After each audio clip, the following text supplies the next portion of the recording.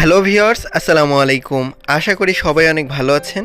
আপনারা কি পেঁপে চাষ করছেন কিংবা পেঁপে চাষে দ্রুত ফলন পেতে চাচ্ছেন? তাহলে অবশ্যই বলবো আপনি সঠিক ভিডিও বাছাই করেছেন।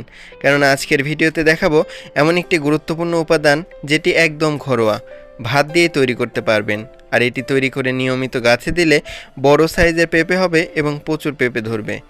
এছাড়া অনেকে বলেন পেঁপের সাইজ ছোট হচ্ছে কিংবা পেঁপে গাছে পেঁপে আসছে না। তাহলে অবশ্যই ভিডিওতে দেখানো এই সারটি তৈরি করুন খুব সহজে। আর এগুলো তৈরি করে এবং কিছু পদ্ধতি দেখিয়ে দেব। এই পদ্ধতিগুলো আপনি যদি নিয়মিত অনুসরণ করতে পারেন তাহলে দেখতে পাবেন আপনাদের পেঁপে গাছে বেশ ভালো পেঁপে হবে এবং সুস্থ সবল পেঁপে ধরবে। তাই পুরো ভিডিওটি শেষ পর্যন্ত দেখুন। চলুন শুরু করি। শুরুতে একটি পাত্র নিতে হবে। আপনারা যে কোনো পাত্র ব্যবহার করবেন যেখানে 1 লিটার দ্রবণ তৈরি করা যায়। তো এখানে পাত্র নিয়েছি। এবার নিতে হবে পচা ভাত।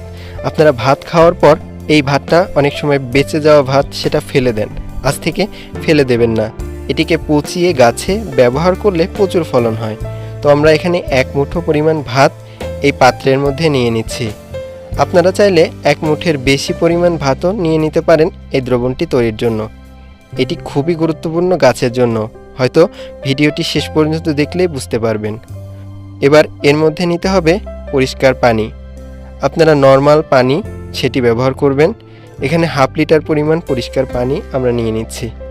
আপনারাও 1/2 লিটার পরিমাণ পরিষ্কার পানি নিয়ে নেবেন। আমরা এখানে যেহেতু 2-3 দিন আগের ভাত ব্যবহার করেছি সেজন্য দ্রবণের কালারটা সাদাটে হয়ে যাচ্ছে। এবার এর সাথে একটি গুরুত্বপূর্ণ উপাদান মেশাতে হবে। এই যে দেখতে পাচ্ছেন, এটা হলো টেস্টিং সল্ট। তবে এটি ব্যবহার না হলেও সমস্যা নেই, কেননা এটি খুবই গুরুত্বপূর্ণ। এতে আছে মনোসোডিয়াম গ্লুটামেট, যা সোডিয়ামের একটি গুরুত্বপূর্ণ উৎস। এটি গাছের জন্য খুবই ভালো এবং এটি আপনারা 1/2 চা চামচের একটু কম ব্যবহার করবেন। তবে না ব্যবহার করলেও সমস্যা নেই, ব্যবহার করলে এটি খুবই গুরুত্বপূর্ণ কাজ করবে গাছের জন্য। এটাকে খুব ভালোভাবে কিছুক্ষণ গুলিয়ে নিতে হবে। এবার এটাকে 5 ঘন্টা রেখে দিন। 5 ঘন্টা পর এই দ্রবণের কনসেন্ট্রেশন বা ঘনত্ব কিছুটা বেড়ে যাবে। তো এটাকে পুনরায় খুব ভালোভাবে এর সাথে নাড়িয়ে নিন। এভাবে কিছুক্ষণ চামচ দিয়ে নাড়াচাড়া করা হয়ে গেলে দ্রবণের সাথে দেখতে পাবেন সেই সাদাটে ভাবটা রয়ে গেছে। এবার এর সাথে মেশাতে হবে এই উপাদান। এটি ম্যাজিক্যাল উপাদান। এটি কি জানেন? এটা হলো চা পাতা। চা পাতা ব্যবহার করার পর সেটি ভালোভাবে পানিতে ধুয়ে আরেকটি পাত্রে পানি নিয়ে সেটাকে 1 রাত ডুবিয়ে রেখেছিলাম। এরপর যে দ্রবণটা তৈরি হয়েছে সেটি ছেঁকে এর মধ্যে দিয়ে দিচ্ছি। চায়ে থাকা নাইট্রোজেন গাছের বৃদ্ধিকে ত্বরান্বিত করে। তো এটি আপনারা অবশ্যই দিয়ে কিছুক্ষণ খুব ভালোভাবে নাড়াচাড়া করে নেবেন। এবার এর সাথে মেশাতে হবে, দেখতে পাচ্ছেন, চক। বাজারে প্রচুর চক কিনতে পাওয়া যায়। আপনারা চাইলে অল্প কয়েক টাকার 4 থেকে 5 টুকরা চক কিনে নেবেন। এবার একটি পাত্র নিয়ে নিন। আমরা এখানে একটি ফ্রিজ ব্যবহার করেছি। এবার এই চকগুলোকে কিছুক্ষণ ভিজিয়ে রাখার পরে নরম হয়ে গেলে এগুলোকে এরকম চামচ দিয়ে চেপটে চেপটে এটাকে এরকম গুলিয়ে ফেলার চেষ্টা করুন। দেখবেন খুব নরম হয়ে যাচ্ছে এবং মুহূর্তের মধ্যে আপনি সহজেই এগুলোকে গলিয়ে ফেলতে পারছেন। দেখতে পাচ্ছেন অনেকটা কিন্তু গলে গেছে। আপনি চাইলে সামান্য পানিও ব্যবহার করতে পারেন, সমস্যা নেই। তো এভাবে দেখতে পাচ্ছেন এরকম ঘোলাটে হয়ে যাবে দ্রবণ এবং কালারটা একদম সাদাটে হয়ে যাবে। এভাবে খুব ভালোভাবে এই চকগুলোকে গুলিয়ে নিতে হবে। এতে থাকা ক্যালসিয়াম গাছের জন্য কিন্তু খুবই গুরুত্বপূর্ণ। কতটুকু ব্যবহার করবেন? এক্ষেত্রে অবশ্যই চেষ্টা করুন 3 চামচ পরিমাণ নেওয়ার জন্য প্রতি 1/2 লিটার দ্রবণ তৈরির ক্ষেত্রে। এবার খুব ভালোভাবে এই দ্রবণের সাথে এই চকের গুঁড়ার দ্রবণটি মিশিয়ে ফেলুন। যত ভালো করে মেশাবেন তত ভালো দ্রবণটি তৈরি হবে। এভাবে কিছুক্ষণ মেশানো হয়ে গেলে এর সাথে আরেকটি উপাদান দিয়ে দেবেন যাতে এই দ্রবণটি অনেক দিন ব্যবহার করতে পারেন।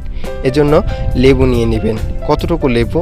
আপনারা চেষ্টা করুন 2 ফালি লেবু ঠিক এভাবে চাকু দিয়ে কেটে এই 2 ফালি লেবু ব্যবহার করার জন্য, এবং এই 2 ফালি লেবুগুলো খুব ভালোভাবে চিপে দেবেন এই দ্রবণের ক্ষেত্রে।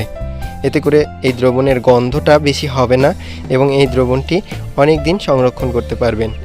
তবে এটি এভাবে তৈরি করা হয়ে গেলে এটিকে কিন্তু 5 থেকে 6 দিন একটি জায়গায় রেখে দিয়ে তারপর এই দ্রবণটি গাছে প্রয়োগ করবেন।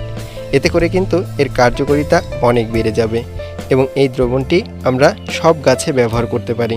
এর কার্যকারিতা বৃদ্ধির জন্য এর সাথে সামান্য থিওভিট মিশিয়ে দেবেন, 1/2 চামচ থিওভিট। থিওভিট হচ্ছে সালফারযুক্ত ছত্রাকনাশক। এটি না দিলেও সমস্যা নেই, তবে দিলে এর কার্যকারিতা অনেকাংশে বেড়ে যায়। এভাবে খুব ভালোভাবে দ্রবণ তৈরি করে 5 দিন একটি জায়গায় রেখে দিয়ে এটিকে গাছে প্রয়োগ করবেন। আর প্রয়োগের পূর্বে অবশ্যই খুব ভালোভাবে এই দ্রবণটি গুলিয়ে নেবেন। আর এটি অবশ্যই গাছে 7 দিন পর পর গাছের গোড়ায় ভিজিয়ে দিয়ে দিতে হবে। এটি ঠিক এভাবে গাছের গোড়া ভিজিয়ে প্রয়োগ করবেন। এটি বিকেলে প্রয়োগ করার ক্ষেত্রে বেশ কার্যকরী। এছাড়াও গাছ একটু বাড়তে শুরু করলে গাছে অবশ্যই এই গুরুত্বপূর্ণ জৈব সারটি দিতে হবে, যাতে প্রচুর ফুল আসবে। এজন্য লাগছে এই 3টি উপাদান। ভিডিওটিতে আপনারা অবশ্যই দেখতে পাচ্ছেন। এগুলো আসলে কি, চলুন জেনে নেই। এটি হলো ব্যবহার করার পর চা পাতা, সেগুলো রোদে শুকিয়ে নিয়েছি, আপনারাও নিয়ে নেবেন। এটি হলো ডিমের খোসা চূর্ণ, ডিমের খোসা ভালোভাবে রোদে শুকিয়ে গুঁড়া করে নিয়েছি, আপনারা ঠিক এভাবে গুঁড়া করে নিয়ে নেবেন।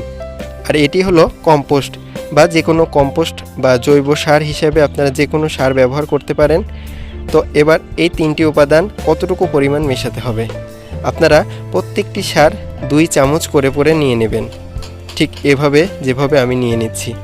অর্থাৎ 1 ভাগ চা পাতা সার, 1 ভাগ ডিমের খোসা চূর্ণ যে গুঁড়া রয়েছে সেটি, আর 1 ভাগ কম্পোস্ট, অর্থাৎ সমান অনুপাতে মিশাতে হবে, যাতে করে কোনোটি কম বা বেশি না থাকে। এবার খুব ভালোভাবে এগুলোকে একসাথে নেওয়া হয়ে গেলে কিছুক্ষণ খুব ভালোভাবে মিশিয়ে নিতে হবে। ঠিক এভাবে মেশানো হয়ে গেলে একটি গুরুত্বপূর্ণ সার তৈরি হয়ে যাবে। এটি কিভাবে প্রয়োগ করবেন, এটি প্রয়োগের ক্ষেত্রে গাছের গোড়া একটু আলগা করে ঠিক এভাবে চারপাশে ছিটিয়ে দিতে হবে। দেখতে পাচ্ছেন, ঠিক এভাবে দেবেন উপরের লেয়ার করে। এতে করে দেখতে পাবেন গাছে প্রচুর পরিমাণে স্ত্রী ফুল আসা শুরু হয়েছে। হ্যাঁ ভিউয়ার্স, এটা একদম বাস্তব সত্য কথা। এছাড়াও এই মিক্স ফার্টিলাইজার বা এনপিকে সার আপনারা অবশ্যই দারাজে অর্ডার করতে পারবেন। এটি কোনো স্পন্সর নয়, আপনারা চাইলে এটিও গাছে ব্যবহার করতে পারেন, যে কোনো গাছে ফুল ফল আসবে। এছাড়াও পেঁপে গাছের কিছু টিপস রয়েছে। যারা বাণিজ্যিকভাবে পেঁপে চাষ করছেন তারা ঠিক এই কাজটি করবেন। একটি ডালে অনেকগুলো পেঁপে আসলে আপনারা অবশ্যই 1টি থেকে 2টি পেঁপে রেখে বাদবাকি পেঁপে ঠিক এভাবে ভেঙে দেবেন। এটা ভালো সাইজ হবে। এতে করে আপনাদের পেঁপে গাছে, সুস্থ সবল গাছে প্রচুর পরিমাণে পেঁপে ধরবে, ভালো সাইজ। ধন্যবাদ।